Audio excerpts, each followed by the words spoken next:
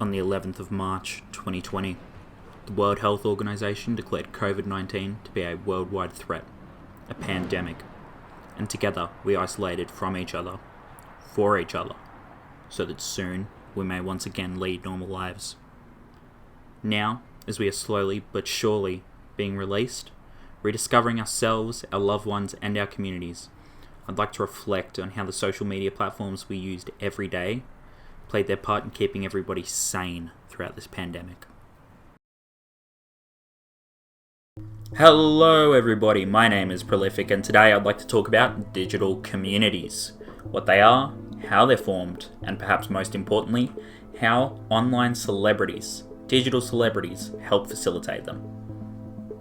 Now, admittedly, I am making this video for an assignment for my web communications class at university. Or, college if you're from America, but simultaneously, this topic is very important to me. Following my favourite content creators and getting involved with their various communities online throughout the pandemic provided me with an outlet that I found helped me immensely throughout the past 2 years, and I'd love to share that with you now. Now, first and foremost, I am more of an extrovert than an introvert. I enjoy hanging out with my friends, seeing family, going out, etc, etc. Guess you really don't know what you've got until it's taken away, huh?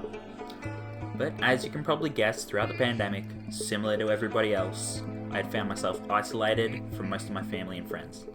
Thankfully, I was able to keep working. I have this university degree to keep me occupied, and those same friends and family were able to organise big Discord chats to stay in touch, but something was missing. I had an itch I needed to scratch, and to be honest, at the time, I wasn't sure what it was. But after a few weeks of thinking about it over and over again, ruminating on it, I figured out what it was. I miss being a part of a community. Following my little epiphany there, I asked myself the next most obvious question. What to do? It's not like you could just go out and join a club, participate in an event. No, as with everybody else, I was stuck here. Yet I did have access to a computer. I still had hobbies and interests I could engage with online, and most importantly, I knew others shared those hobbies and interests as well. Between YouTube, Twitch, Instagram, Facebook, Twitter, TikTok, etc., I began to engage more and more with my favourite content creators, eventually getting to know their audience members as well, and lo and behold, that itch went away. I found what I was looking for. Although there are various competing definitions for the concept of community, all of them centre around a similar theme, that being a group of people who share something in common, whether it be beliefs, hobbies, identity, or its most common definition, a group of people living in the same place. And although somebody's physical presence can't actually be replicated in the digital realm, I'd argue that our other definitions of community can be and have been, quite successfully. For example, as a big fan of philosophy, despite sucking at it, having YouTubers such as PhilosophyTube and ContraPoints produce content around these subjects subsequently leads like-minded individuals who are also interested in philosophy to engage with their content.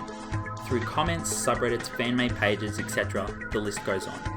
In engaging with these audience members as well as the content creators, something akin to a digital community is beginning to be formed. Jacksfilms is another YouTuber who perfectly illustrates this point. His flagship series, YIAY, Yesterday I Asked You and Your Grammar Sucks, consists of asking his audience various questions, then responding to them in a future video. This is a great example of a YouTuber who is proactively engaging and talking with his audience and fostering a digital community around his content and around his channel. And by the way, although we have been talking about a handful of YouTubers for this video, the phenomenon of digital communities is by no means confined strictly to YouTube. For my last example, I'd like to look at an internet celebrity who is primarily active on the live streaming platform Twitch, and his name is Asmongold.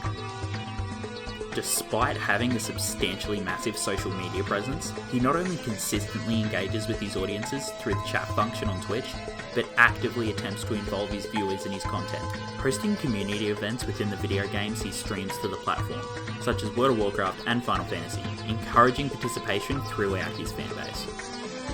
In my opinion, the community Asmongold has fostered throughout his career as a content creator is an idyllic representation of the power that social media platforms have to create digital communities with like-minded individuals around a common interest.